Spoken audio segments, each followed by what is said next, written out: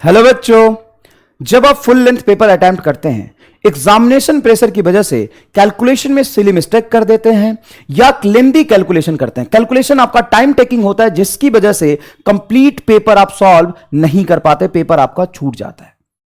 कभी कभी simple multiplication division जैसे कैलकुलेशन में भी आप फंस जाते हैं, क्योंकि सच में फ्रैक्शन में वैल्यूज होती है तो आपको टाइम लगता है।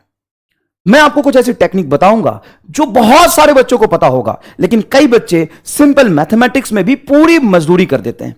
तो आपको यह नहीं करना, आपको मजदूरी नहीं करना, आपको स्मार्ट वर्क करना है। और देखो, एरर होता कब है? जब आप कैलकुलेशन करोगे। जब आप कैलकुलेशन करोगे ही नहीं तो एरर होगा ही नहीं। तो मैं आपको कुछ ऐसी टेक्निक बताऊंगा जिससे कैलकुलेशन कम होगा और एरर होने के चांसेस भी कम हो जाएंगे।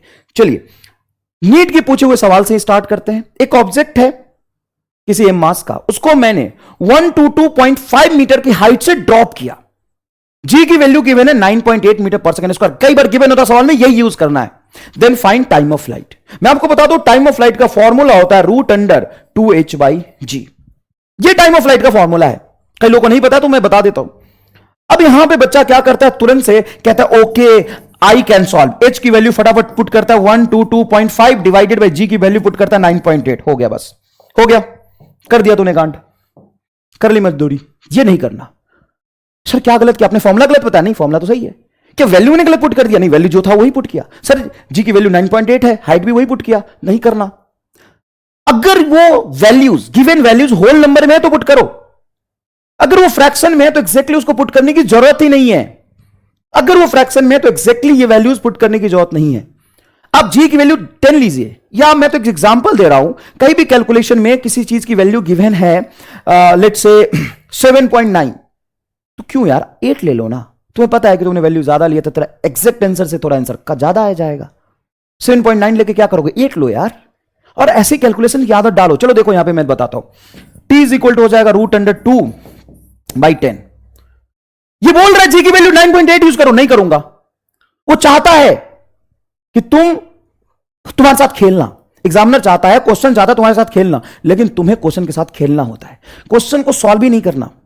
इसी को तो कॉम्पिटेटिव टेम्परामेंट कहते हैं, कॉम्पिटेटिव अप्रोच कहते हैं। आपको क्वेश्चन के साथ खेलना है पहले, क्वेश्चन सॉल्व करने से पहले। खेलते खेलते क्वेश्चन सॉल्व हो जाएगा। चलो देखो, और मैं कह रहा हूं, मैं बहुत बड़ी टेक्निक नहीं बता रहा हूं, बहुत छोटी बात है, लेकिन आपको ये करना है। मैंने यहां पे लिया 10, मतलब 9.8 से थोड़ी वैल्यू ज्यादा ली। अब मैं इसको भी होल नंबर में लेने की कोशिश करूंगा। 122.5 है तो मैं इसको 125 ले लूं या 120 ले लूं, तो मैं ज्यादा ही लूंगा, क्योंकि डिनोमिनेटर में ज्यादा लिया है तो ऊपर भी वैल्यू ज्यादा ले लेता हूं, 125। ये हो जाएगा आपका 5, 125/5 √25, एंड √25 इज 5 सेकंड आंसर। अब जो इसके पास है वो आंसर टिक कर दो, और आपको जान के आश्चर्य होगा, ये एग्जैक्टली 5 सेकंड ही आएगा। ये जो हाइट गिवन है वो 9.8 के अकॉर्डिंग गिवन था। कई बार बच्चा इसको डिवाइड करता है और फिर उसको समझ ही नहीं आता इसका डिवीजन क्या होगा, फिर वो मल्टीप्लीकेशन डिवीजन करता रहता है। देखो ना, ये आओ तुम्हें नॉर्मल डिवीजन में भी कई बार दिखाता हूं मैं तुम्हें, बच्चा इसमें भी कैलकुलेट करने लग जाता है। नहीं करना कैलकुलेशन, आप डायरेक्ट आंसर टिक कर सकते हो। सर ये कैसे पॉसिबल है? और मैं डायरेक्ट आंसर कैसे टिक करूंगा, ऑप्शन नहीं हुआ तो? अरे भाई, मैं तुम्हें कॉम्पिटेटिव अप्रोच सिखा रहा हूं, कॉम्पिटेटिव एग्जाम के लिए, जहां पे 4 ऑप्शन होता है। चलो देखो, 1028 डिवाइडेड 489, एग्जाम्पल ही है, ऐसे डिवीजन होते हैं। अब तुम एग्जैक्ट डिवाइड करने की कोशिश करोगे तो मैं ये नहीं कहता बहुत ज्यादा टाइम टेकिंग है, 30 से 40 सेकंड तो लग जाएगा। मैं 5 सेकंड में आंसर टिक कर दूंगा, और तुम भी कर सकते हो। कैसे? देखो, यहां पे इसको लिखो 1000, तो तुमने ये वैल्यू एज्यूम किया है जो कि एग्जैक्ट से कम है थोड़ा, ठीक है। और ये 489, तो 489 को भी हम ज्यादा ले लेते हैं। एक को आपने ज्यादा ले लिया सर, एक को कम ले लिया, तो होल नंबर बनाने के लिए मैं पास वाली वैल्यू देखूंगा ना बेटा। तुमने 1000 लिया, इसको 500 लिया, चिंता करने की जरूरत नहीं है। जब ये डिवाइड होता तो आंसर क्या होता? सर 2, आंसर होता 2। अब सोचो, तेरा आंसर 2 आया है, लेकिन एक्चुअल वैल्यू तो 1000 नहीं है, 1000 से थोड़ा ज्यादा है, तो आंसर थोड़ा ज्यादा आना चाहिए। और ये 500, एक्चुअल में ये 500 से थोड़ा कम है, और डिनोमिनेटर एक्चुअल में कम है, तो एक्चुअल आंसर 2 से ज्यादा आना चाहिए। चलो देखते हैं, तो 1.98 तो नहीं होगा, एग्जैक्ट 2 तो नहीं होगा। अब ये 2 ऑप्शन है। बाई एज्यूम, बच्चे से एज्यूम करके यहां पे देखो कि ये 2 आया है, मतलब बहुत ज्यादा मैनिपुलेशन नहीं किया मैंने। ये 28 यहां पे कम किया है, और यहां पे मैंने 11 बढ़ाया, तो इससे एग्जैक्टली वैल्यू 2.5 के पास तो नहीं जा सकता।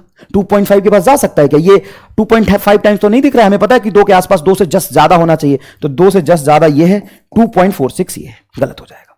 ये 2.5 के पास तो जाएगा नहीं। कई बार आप बोलेंगे सर अगर ऑप्शन बहुत पास पास हो तो बेटा नीट में आप 500 सवाल करो, आपको जाके 2 सवाल मिलेगा। तो आपकी स्ट्रैटेजी वो 2 सवाल पे डिपेंड करती है या 498 क्वेश्चंस के लिए आप तैयार करेंगे कुछ।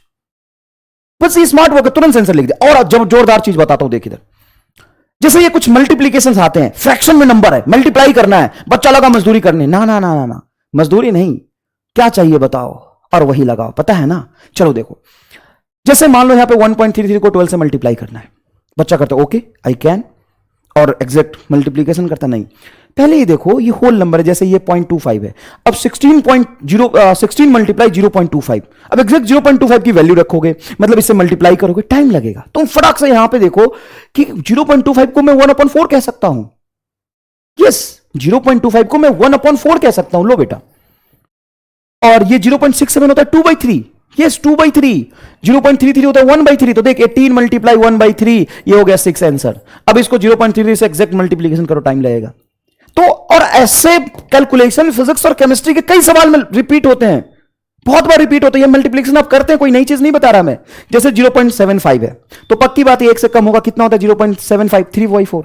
अब ये 3/4 मल्टीप्लाई 16, इससे कैंसिल होगा 4 मल्टीप्लाई 3 12, ये 2/3, ये हो जाएगा 2/3, ये 10 इज इक्वल टू 20 आंसर, और ये हो जाएगा आपका 4 एग्जैक्टली। यहां देखो ये हो जाएगा 1.33, 1 से ज्यादा होगा, एग्जैक्टली 4/3 होता है, ये तो वैल्यू आपको पता है, और यहीं से कैलकुलेशन आता है, ये 16 हो जाएगा।